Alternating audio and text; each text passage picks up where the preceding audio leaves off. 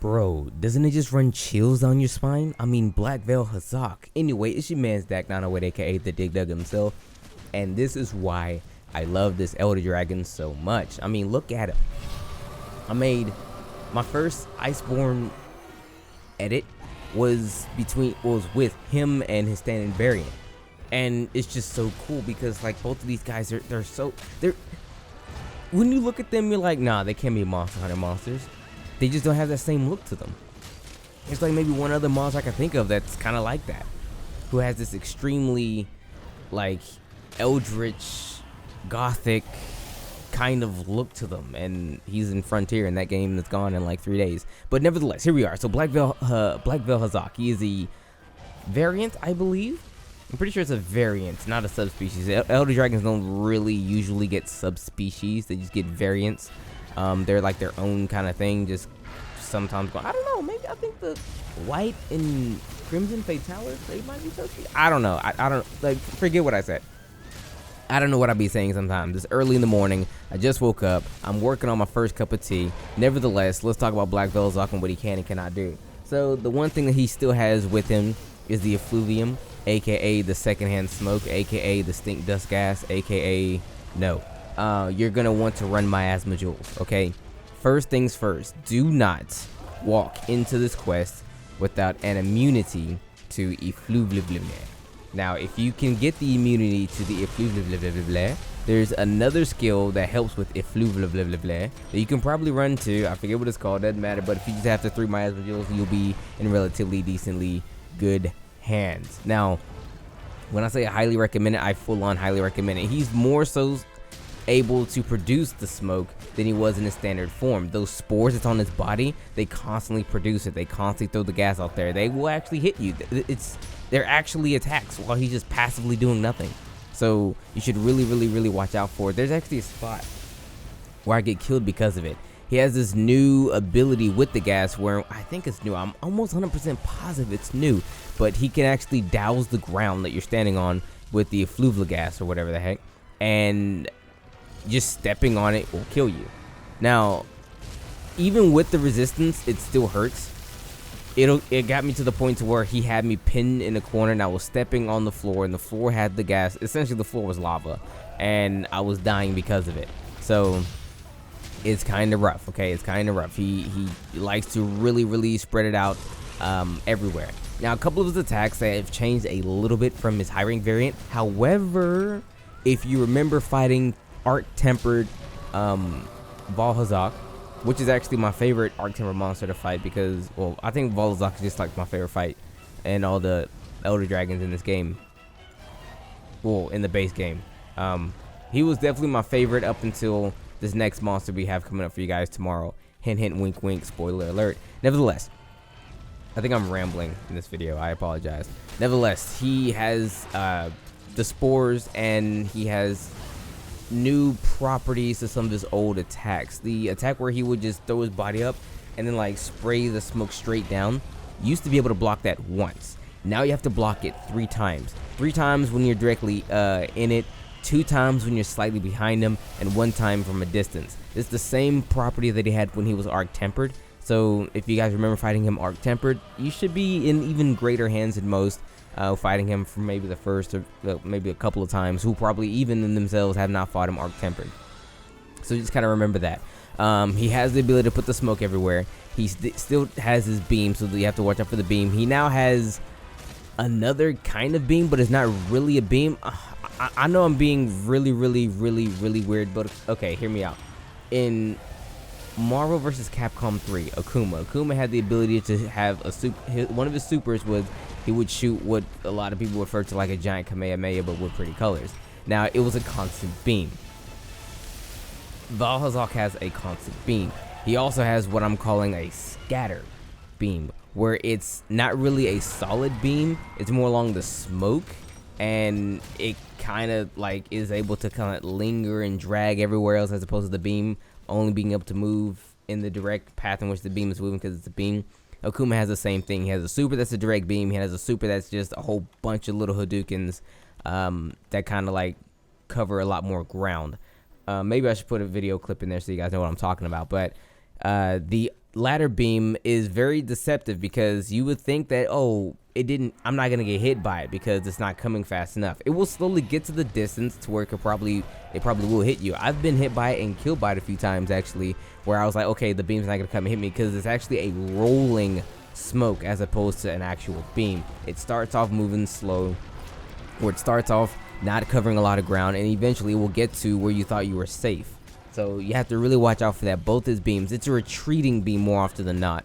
So you really want to try to get way around him and get behind him to actually be away from it altogether. Now, one last thing I should note about him is that he has a Nova. Now, this Nova isn't like your traditional Nova. You know, Novas, they jump in the air and they explode or whatever, and then like they cause massive amounts of damage.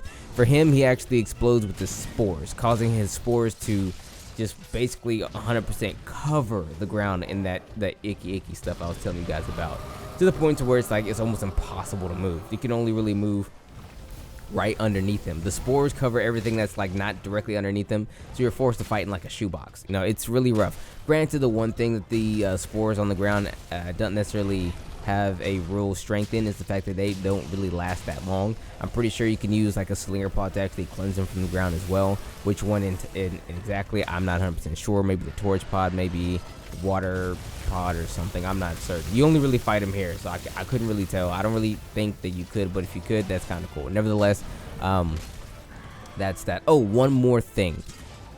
His face, you cannot flash him until you break his face, because spores have covered his entire body and they're actually covering his face where he can't really see. So his eyes are covered. He's wearing shades. You have to break his face in order for you to actually flash him if you guys want to flash him. Then again, flash pods are incredibly nerfed in this game, so what's the point? Oh, and here's actually where I cart right here. See, I have like no health. He Novas, completely covering the ground. I'm dead. There's no way around it. I can't get around him. His body's in his way. And then he pins me in. I'm dead. There's nothing I can do. I'm a goner. R.I.P.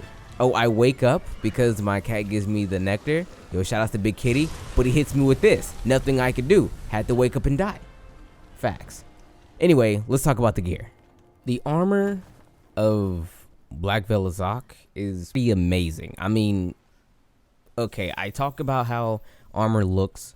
It's not about how it looks. For some people, it's about how it looks. For me, it's about what it can do.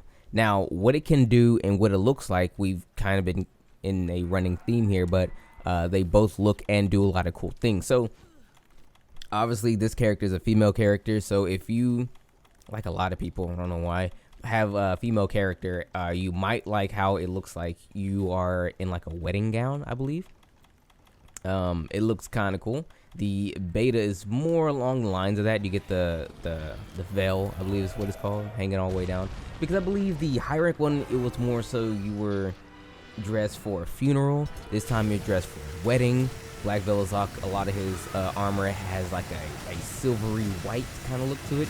The male armor looks absolutely fantastic. I feel like I'm a whatever those things were called in Lord of the Rings with that rode on the dragons that chase Frodo or whatever. I think they're called ring wraiths or something like that. Look like one of those guys. It's really cool. So aesthetically, it's very pleasing to the eyeballs. But we gotta look at the skills. So off the top, we're looking at maxed out dragon attack level 6, speed eating 3, peak performance 3, recovery up 2, recovery speed 2, and a resistance 2 with a set ability of super recovery. So if you guys remember any of the Vaal Hazak sets from back in high rank, it's essentially that, and that's not bad. That's good. Longevity is great. Speed eating, recovery speed, effluvium resistance, peak performance, all those things are really good when combined with the proper extra skills you can put on here, making this to where you essentially don't die. You know, we all remember those sets where you were like invincible. You would have super recovery and a weapon that would have like, I don't know, like 3 health augments to where so long as you're just fighting, you're not down. You can still do that with this set right here. So, I mean, the ability to not die is always very good, okay? Like, always very good. So, the armor is fantastic in that particular regard. One thing to note, his weapons, some are good, some are bad. Like, his greatsword is good, but his lance is bad. Like, his gun lance is good, but I think his switch axe is bad. It's some have rare 12s, and some only have rare 11s. For example, his lance here only goes to rare 11. That's kind of butt cheeks. But his greatsword goes to rare 12. Nevertheless, at rare 11, you are better than that of Ebony Odogaron, but you're not like leagues better. You're like a level better. You have what I would like to assume as a level higher in terms of elements. You have an average Elder Seal, so you would have about like 400 to maybe 500 element roughly. That's a lot. Well, about 400 or so, 400-ish in that ballpark element. Your attack would be relatively middling. Like for the lance, I believe it's like 552 or 575, which is okay, but you really want to get to that 600 margin for the lances. I do know for the greatsword, you're looking at like 1100. But then when you go to the rare 12, you're looking at, I think, about like almost 13. So it's kind of like that. It's like, it's nice, but some are nicer. I don't think any of his weapons, don't quote me on this 100%, guys, but I don't think any, if not all, or some, or maybe some of his weapons go purple. But for the ones that I've seen, the ones I care about, they don't go purple. So that's something you might want to look into if you're looking for a dragon weapon, nevertheless. But honestly, though, it's not a bad weapon. It's actually the best dragon weapon you'll get for a while, unless you want to get Savage Joe and deal with the negative affinity. But yeah, not. Two monsters later, you'll get better dragon weapons. So if your Vaal Hazak weapon isn't up to snuff and you don't like it, wait like 30 minutes and you'll get a better one. Actually, it'll be a lot harder to get that other one because you can't just fight it willy-nilly. Spoiler alert. But nevertheless, the gear is good. I recommend it. The armor, if you want to stay alive forever. The weapons, if you need a better dragon weapon that have Ebony Odogaron, and essentially can't wait. And it would probably be a pretty good weapon to use when fighting this next couple of monsters. Spoiler alert, the last two monsters are Elder Dragons. Spoiler alert. I mean, Dragon against is very good. I mean, it's good against Blackveil Hazak right now, or Fire. But nevertheless, let's keep it moving. So to wrap it all up in a bow, let's just say this about Blackveil Hazak. He is a really cool monster, obviously. I mean, he's amazing to look at. I love him to death. His aesthetic is like, wow. The armor is great, aesthetically and like functionally. He's just good. You know what I mean? Like there's not a whole lot to really say bad about him. Like some people may not like him because he demands so much of your space. And if you're not gonna give him the space that he wants, he'll take it. Oh boy, will he take it. It's like, hey man, I need all the space right here. Will you give it to me? No, bet, Nova, it's mine now. Okay, so it's kind of hard to really like fight him in a sense because you're losing available ground to just walk on because you can die. Like you can actually die by just being there, you know. So it's kind of rough in that extent. But if you're really nice with you're evading, which you should be by now. Come on, guys, we've been playing the game for this long. You should be really nice at evading. You could make it out of here relatively unscathed because he has a lot of retreating attacks. Now, not a lot, but he likes to retreat when he does like some of his breaths. It makes where your spacing is a little off because if you can't block the beams, it's kind of hard to get in. The rolling like smoke beam is kind of hard to really get close at all because, well, you don't really need guard up to block it, but it covers so much ground that you have to wait for it to dissipate to even come close to him because, again, like I said, it's not like a traditional beam. It comes out like slow and all consuming and so forth. But nevertheless, he's definitely a monster you could possibly beat. He isn't incredibly difficult. He's actually quite slow, so understand that his speed is his biggest weakness. So as long as you're ready to go in here and really get put to test what your abilities are as a hunter, you should be okay. Come here with miasma resistance as high as you can get it. I absolutely prefer that you get it completely maxed out, and then you should be in relatively good hands. You can knock it out. You can do it. I believe you guys can do it. I have 100% belief that you'd be able to actually do him because he's not that difficult. It's just that he requires you to pay 100% attention to the battle. Nevertheless, Blackveil Hazak, I love him. He's a great monster. The Vaal Hazak line is just cool, okay? Very cool. Not super endgame, but still very nice. With that being said, it's been your boy Dak908, aka the Dig Dug himself. Thank you guys so much for watching. Let me know what you guys think about Blackveil Hazak. I'm curious. Do you guys like you some Blackveil Hazak? Do you think he's the scourge of the earth? Are you mad that he actually had a variant that didn't really change too much, except it safe put a lot of crap on the ground that just kind of makes it hard to navigate? What are your thoughts? I would like to know. Till then, take care.